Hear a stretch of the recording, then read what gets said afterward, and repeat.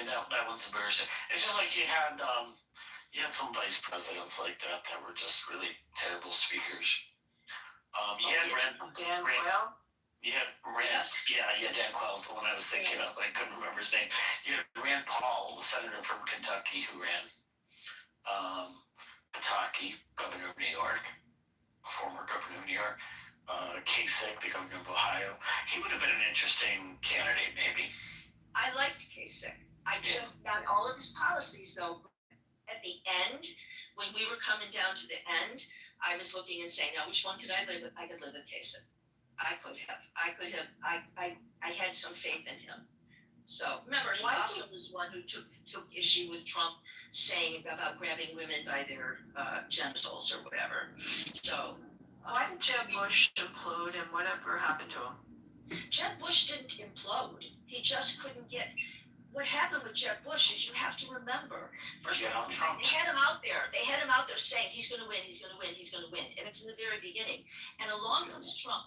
And Trump is saying the most outrageous things at his rallies, and the press is that's all they're doing is covering the outrageous. And also, do you remember, Meryl, the one thing? So first, I think Jeb Bush was a laboratory candidate, right? It's the person you create in the lab, right? Like, oh, this will be the great guy.